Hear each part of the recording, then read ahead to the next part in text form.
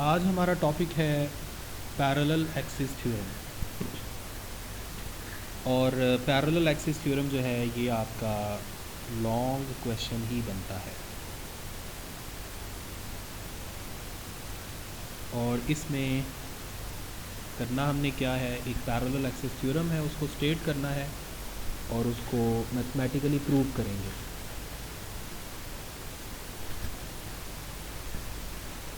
पहले हम इसको मैथमेटिकली प्रूव करते हैं और स्टेटमेंट हम बाद में देखेंगे। मैं आपको इसका फार्मूला पहले बता देता हूँ।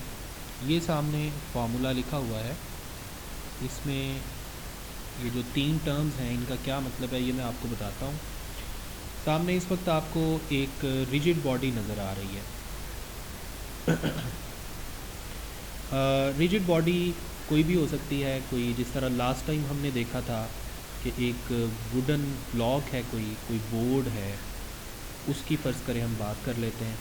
और इस वक्त ये जो रिजिड बॉडी है ये हॉरिजॉन्टली रखी गई है। हॉरिजॉन्टली रखने का मतलब आप समझ रहे हैं, जैसे आप किसी टेबल के सामने बैठे हों तो टेबल का जो सरफेस है वो जो आपको जिस तरह से टेबल का सरफेस हॉरिजॉन्टली नज़र आता है ये बिल्कुल वैसे ही पड़ी हुई है। लेकिन डायग्राम में कई दफ़ा हमें इस चीज़ की समझ नहीं आती, ठीक है। तो डायग्राम हो सकता है आपको फ़ील हो रहा हो कि ये आप इसको ऊपर से देख रहे हैं, लेकिन आप इसको ऊपर से नहीं देख रहे, आप इसको साइड से देख रहे हैं, ठीक है। जैसे अगर मैं एक सर्कल ड्रॉ करूं तो एक सर्कल को अगर हम ऊपर से देखें तो हमें ऐसा नज़र आता है, लेकिन अगर हम इसी सर्कल को साइड से देखें तो हमें इस तरह का नज़र आता है।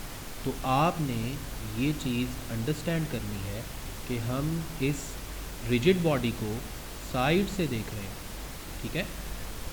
साइड से हम इसको ऑब्जर्व कर रहे हैं।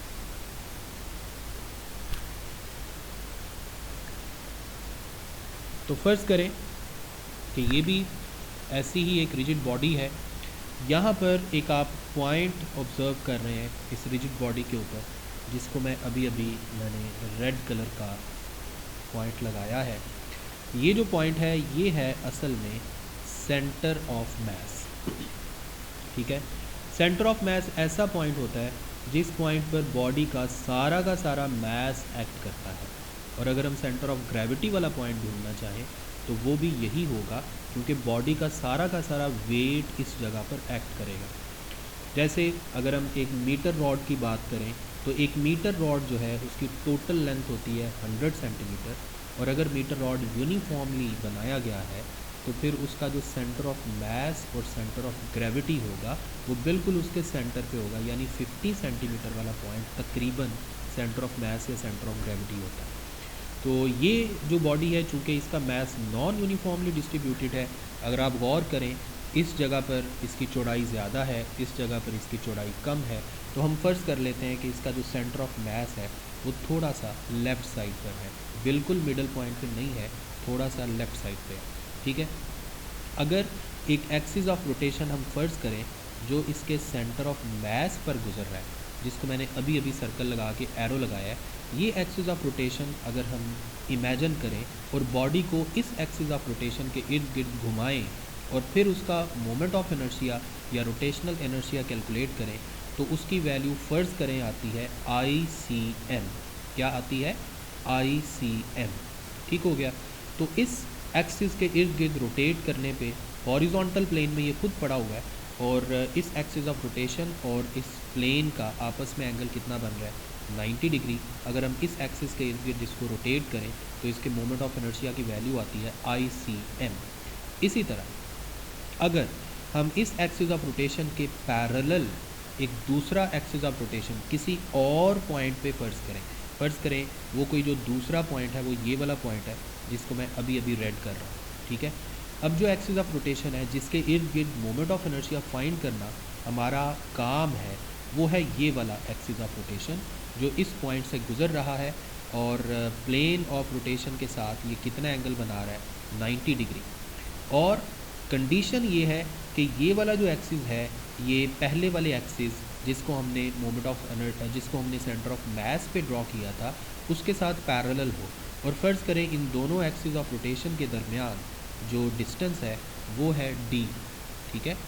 तो ये वाला जो एक्सिस ऑफ रोटेशन है जो सेंटर ऑफ मास से गुजरने वाले एक्सिस ऑफ रोटेशन के पैरेलल है, अगर हम बॉडी को इसके इर्द गिर्द रोटेट करें, अगर हम बॉडी को इस एक्सिस ऑफ रोटेशन के इर्द गिर्द रोटेट करें, तो फिर जो मोमेंट ऑफ इनर्शिया आता है, फ़र्ज़ करें वो है कैपिटल आई। ठीक है, तो आपको डायग्राम की समझ आ गई है सबको? जी बच्चों,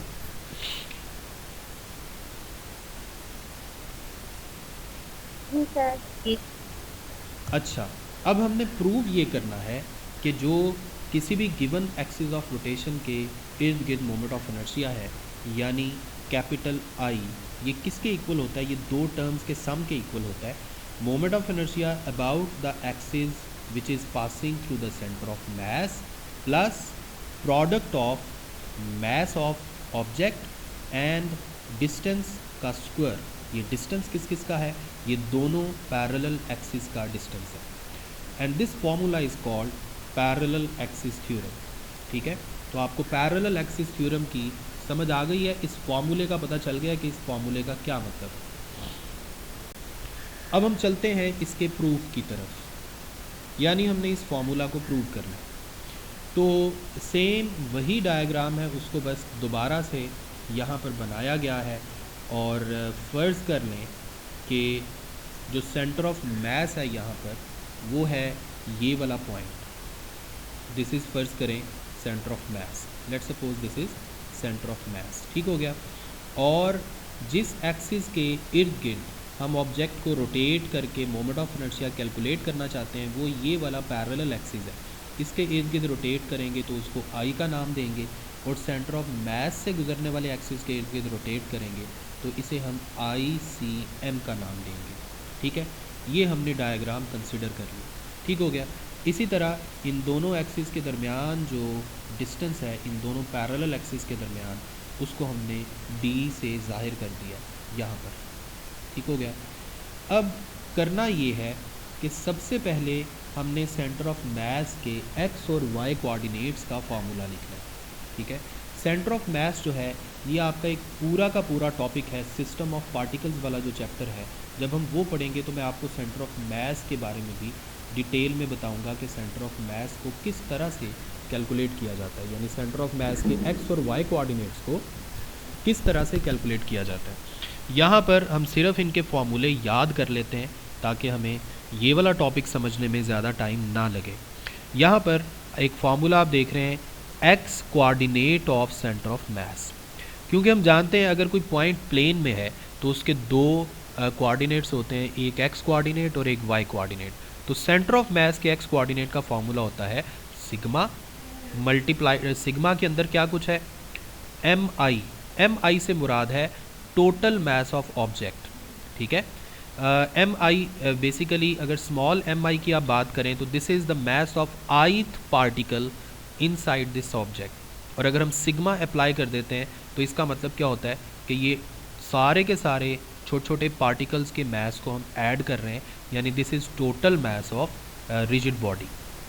इसी तरह एक्स आई का क्या मतलब है, ये किसी आइथ पार्टिकल के एक्स कोऑर्डिनेट की वैल्यू है, और पीछे जो सिग्मा है ये भी उसके ऊपर अप्लाई हो रहा है, और नीचे वाला जो सिग्मा एम आई है ये भी total mass of rigid body है। इसी तरह Y coordinate of centre of mass का फार्मूला होता है ये जो आपको नीचे लिखा हुआ नज़र आ रहा है, sigma M I Y I divided by sigma M I. तो ये जो है ये एक्स और वाई कोऑर्डिनेट आ गए किस पॉइंट के, सेंटर ऑफ मास वाले पॉइंट के। ये जो पॉइंट सी हमें नज़र आ रहा है इसके एक्स और वाई कोऑर्डिनेट यहाँ पर बना दिए गए हैं। ठीक है, अब करना हमने ये है कि सबसे पहले अगर मैं फ़र्ज़ करूं कि हम ऑब्जेक्ट को या ऑब्जेक्ट की बात ना करें, अभी हम ऐसा करते हैं, हम पूरे रिजिड बॉडी की बजाय इस रिजिड बॉडी के अंदर एक छोटे से पार्टिकल को इमेजिन करते हैं, जिसको मैं यहाँ पर अभी अभी रेड कर रहा हूँ, ये देखें। और फ़र्ज़ कर लें कि इस पार्टिकल का जो मास है ये है एम आई। एम आई से मुराद है mass of ith particle, this is mass of ith particle। ये क्या है, mass of ith particle। ठीक हो गया। अब अगर हम इस ith पार्टिकल के मास का मोमेंट ऑफ इनर्शिया कैलकुलेट करें। ज़ाहिर बात है, हमने ऑब्जेक्ट को, ये वाला जो ऑब्जेक्ट है, जो रिजिड बॉडी है, इसको हमने जब घुमाना है तो ज़ाहिर बात है इसके अंदर जितने भी पार्टिकल्स हैं वो इसके साथ साथ रोटेट करेंगे। तो अगर मैं एम आई की बात करूं कि एम आई जो पार्टिकल है, अगर मैं इसे आई सी एम यानी वो वाला एक्सिस ऑफ रोटेशन जो सेंटर ऑफ मास से गुज़र रहा है, जिसे मैं अभी अभी हाईलाइट कर रहा हूँ, ये वाला एक्सिस ऑफ रोटेशन, अगर हम इसको इस एक्सिस ऑफ रोटेशन के इर्द गिर्द रोटेट करें तो इसके मोमेंट ऑफ इनर्शिया यानी आई सी एम, इसका फार्मूला बनेगा ये। क्योंकि मोमेंट ऑफ इनर्शिया का जनरल फार्मूला हम देख चुके हैं इससे पिछले लेक्चर में, हम जानते हैं आई का जनरल फार्मूला होता है ये, mass of the particle multiplied by distance of that particle from the axis of rotation, उसका स्क्वायर यानी डिस्टेंस का स्क्वायर और साथ mass of particle, इन दोनों का जो प्रोडक्ट है ये होता है मोमेंट ऑफ इनर्शिया का जनरल फार्मूला। ठीक हो गया। तो यहाँ पर चूँकि ith पार्टिकल के मास को हम कंसिडर कर रहे हैं और हम ये कंसिडर कर रहे हैं कि हम ऑब्जेक्ट को घुमा रहे हैं उस एक्सिस के इर्द गिर्द जो सेंटर ऑफ मास से गुजर रहा है, तो इसलिए यहाँ पर जो डिस्टेंस हम लेंगे ये डिस्टेंस कहाँ से कहाँ तक होगा, ith पार्टिकल का डिस्टेंस होगा इस सेंटर ऑफ मास तक, और सेंटर ऑफ मास तक इसका जो डिस्टेंस है उसको हम जाहिर कर देते हैं आर आई से। यहाँ पर आर कैपिटल है और नीचे जो सबस्क्रिप्ट में आई लगा है, इस आई का मतलब क्या है कि हम किस पार्टिकल की बात कर रहे हैं, ith पार्टिकल की बात कर रहे हैं। ठीक हो गया। आपको यहाँ तक समझ आ गई है सबको? जी सर। इसी तरह ये जो दूसरा एक्सिस ऑफ रोटेशन है, ये जिस पॉइंट से गुजर रहा है, रिजिड बॉडी के जिस पॉइंट से गुजर रहा है, उस पॉइंट को हम पॉइंट पी का नाम दे देते हैं, और पॉइंट पी से ith पार्टिकल का जो मास है उसका जो डिस्टेंस है, जिसे मैं अभी अभी लाइट ब्लू कलर में हाईलाइट कर रहा हूँ, इसको स्मॉल आर आई से जाहिर कर दिया। This is are I, small are आई। ठीक है। इसी तरह दोनों एक्सिस ऑफ रोटेशंस के दरमियान जो डिस्टेंस है, जिसे मैं अभी अभी किस कलर में हाईलाइट कर दूँ, इसे मैं ग्रे कलर से हाईलाइट कर देता हूँ, ये वाला, ये जो डिस्टेंस है दिस इज़ डी, जिसे हम distance between two parallel axis कह रहे थे इससे पहले जब मैं डायग्राम की डिस्क्रिप्शन दे रहा था। अब दोबारा से अपनी डेरिवेशन की तरफ आते हैं। आई सी एम क्या है?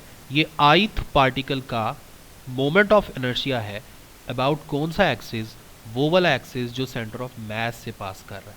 इसी तरह अगर मैं इस पूरे रिजिड बॉडी को इस दूसरे वाले एक्सिस ऑफ रोटेशन के इर्द गिर्द घुमाऊँ, ये वाला जो एक्सिस ऑफ रोटेशन है जो उस एक्सिस के पैरेलल है जो एक्सिस सेंटर ऑफ मास से गुजर रहा है, अगर मैं इसके इर्द गिर्द घुमाऊँ तो फिर जो डिस्टेंस है उसकी जगह क्या आएगा, स्मॉल आर आई, क्योंकि ith पार्टिकल का जो पॉइंट पी से डिस्टेंस बन रहा है वो स्मॉल आर आई है। तो इसलिए यहाँ जो मोमेंट ऑफ इनर्शिया आएगा इसे हम सिंपल आई से जाहिर करेंगे और ये बनेगा एम आई आर आई का स्क्वायर। अब ये जो सिग्मा है ये क्यों लगाया है? सिग्मा जो है ये असल में टोटल रिजिड बॉडी को जाहिर कर रहा है। ठीक है, sigma represents the whole rigid body. ठीक हो गया। अब अगर मैं सारी की सारी रिजिड बॉडी को सेंटर ऑफ मास वाले एक्सिस ऑफ रोटेशन के इर्द गिर्द घुमाऊंगा तो मेरे पास मोमेंट ऑफ इनर्शिया का ये वाला फॉर्मूला आएगा, और अगर मैं दूसरे एक्सिस ऑफ रोटेशन के इर्द गिर्द घुमाऊंगा जो पहले वाले एक्सिस ऑफ रोटेशन के पैरेलल है तो फिर मेरे पास ये वाला फॉर्मूला आएगा। आपको इन दोनों फार्मूलों की समझ आ गई है सबको? इन दोनों फार्मूलों में अगर कोई कन्फ्यूजन है तो आप मुझसे पूछ लें, क्योंकि आगे चल के फिर हमने इन्हीं को यूज़ करना है। जी बच्चों, कोई कन्फ्यूजन नहीं है? No sir. जी, तो आई क्या था? I is the moment of inertia about the axis of rotation. कौन सा एक्सिस ऑफ रोटेशन? जो सेंटर ऑफ मास वाले एक्सिस ऑफ रोटेशन के पैरेलल है। और आई सी एम क्या है? This is the moment of inertia of rigid body या पूरा object about the axis of rotation कौन सा एक्सिस ऑफ रोटेशन, जो सेंटर ऑफ मास के अंदर से गुजर रहा है। ठीक हो गया। अब हम चलते हैं इस ट्रायंगल की तरफ। इस ट्रायंगल में आपको एक एंगल नज़र आ रहा है। एंगल है हमारे पास, ये वाली ट्रायंगल की मैं बात कर रहा हूँ।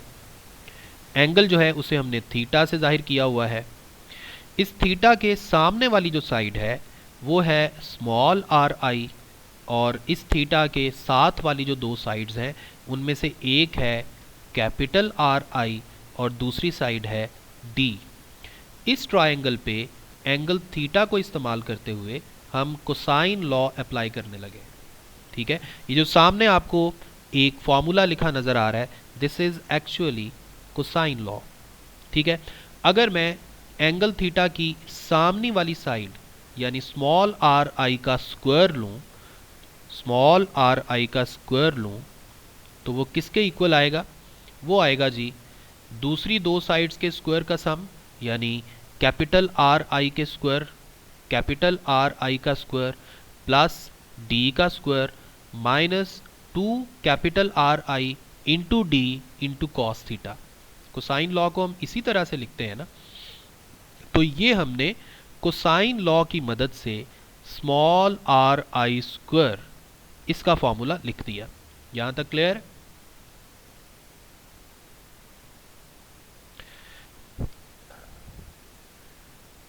जी बच्चों, यहां तक क्लियर है? जल्दी बता दिया करें। जी सर।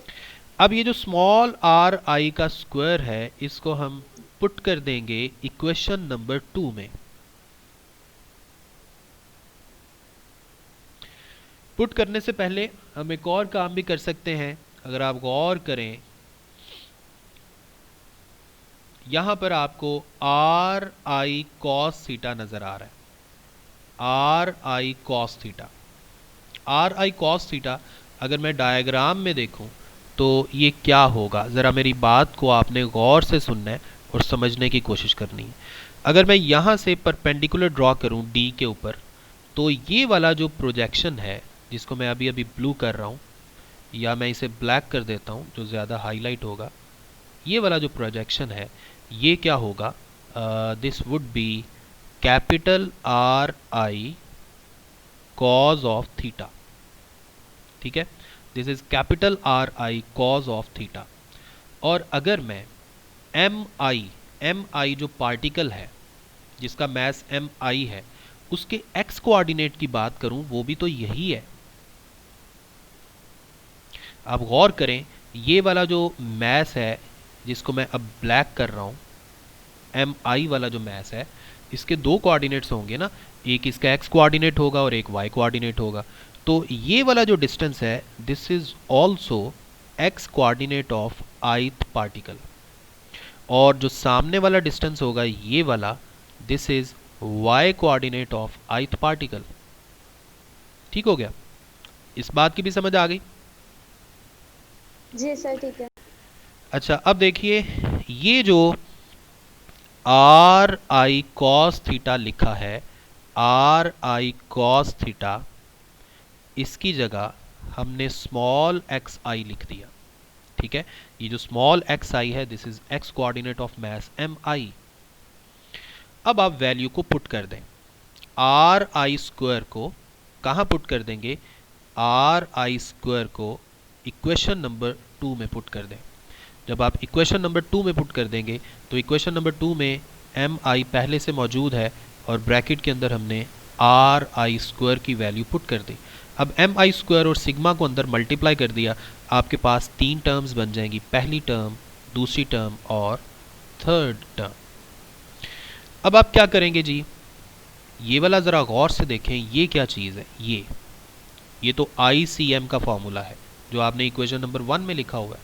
ये देखें, M I capital R I का स्क्वायर और पीछे लिखा हुआ है सिग्मा, तो ये तो आई सी एम हो गया। इसी तरह ये क्या चीज़ है?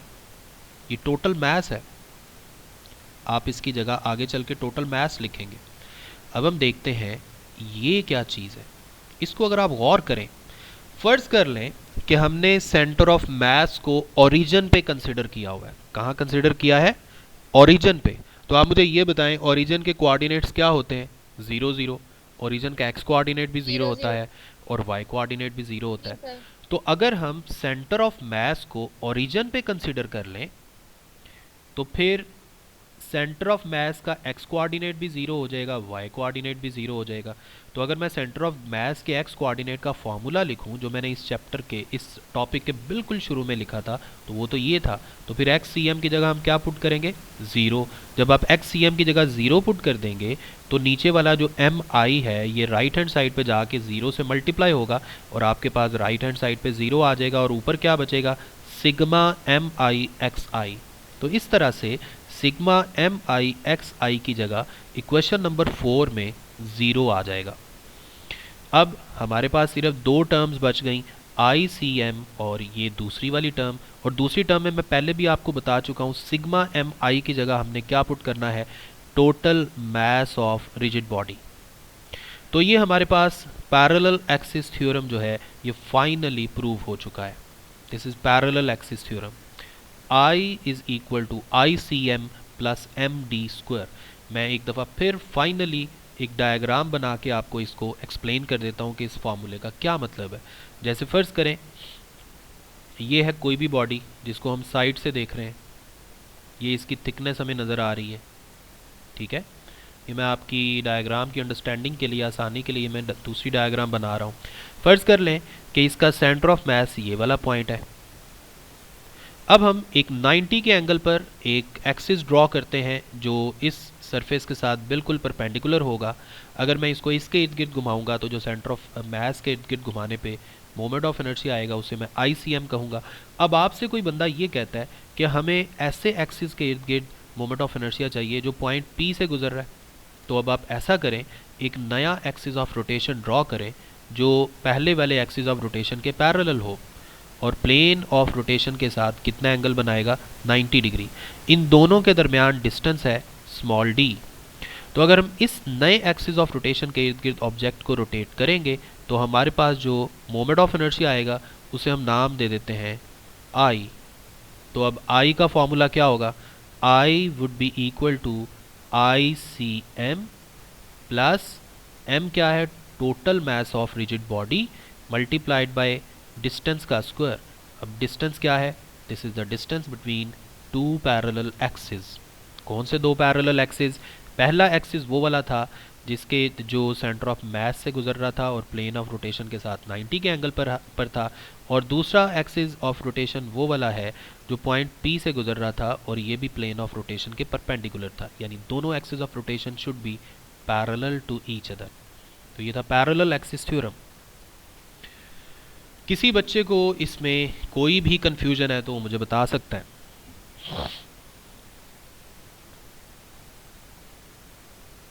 मैं आपको ये वाला टॉपिक एक दफ़ा फिर स्क्रीन पे दिखा देता हूँ ताकि अगर आप स्क्रीनशॉट्स लेना चाहते हैं या आप डायग्राम को दोबारा से देखना चाहते हैं तो वो आपको समझ आ जाए।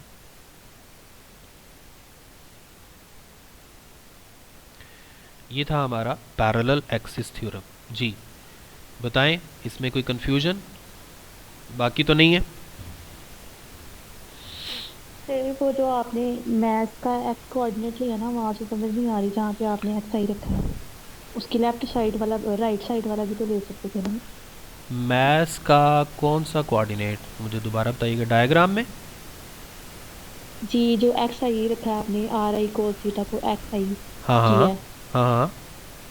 तो इसके तो ये जो राइट साइड है तो ये भी तो हम ले सकते थे ना, उस मैथ का राइट साइड पर भी तो आ रहा है तो। ये वाला जो आ रहा है ये वाला, जी जी ये वाला, इस डिस्टेंस की बात कर रही हूँ वो जो। हाँ बिल्कुल। अच्छा, इसमें हमने लेफ़्ट साइड वाला इसलिए लिया है क्योंकि हम फ़र्ज़ कर लेते हैं आगे चल के, आपको याद है हमने फ़र्ज़ किया है कि पॉइंट सी जो है ये ओरिजिन भी है।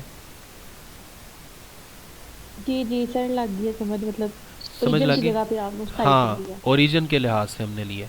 तो चूंकि हमें पता था हमने आगे चल के इसको ओरिजिन कंसिडर करना है तो इसलिए हमने इसी के लिहाज से ले लिया। ठीक है, क्लियर है, समझ आ गई? जी सर। और किसी बच्चे को कोई प्रॉब्लम है डायग्राम में तो पूछ ले।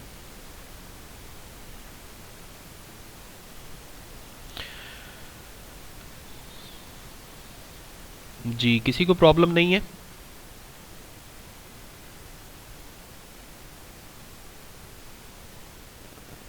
तो बच्चों ये था आज का हमारा लेक्चर। अगले लेक्चर में इंशाल्लाह हम रिजिड बॉडी की मुख्तलिफ जो शेप्स हैं उनका रोटेशनल इनर्शिया कैलकुलेट करेंगे। जो मैं आपको इससे पिछले लेक्चर में एक मैं बता रहा था आपको कि हमने मुख्तलिफ तरह की जो फिगर्स हैं, मुख्तलिफ तरह की जो डायग्राम्स हैं, उनका हमने रोटेशनल इनर्शिया कैलकुलेट करना है। वो इंशाल्लाह हम नेक्स्ट लेक्चर में करेंगे। तो तब तक अपना ख्याल रखें, मुझे अपनी दुआओं में याद रखें। अल्लाह हाफिज़।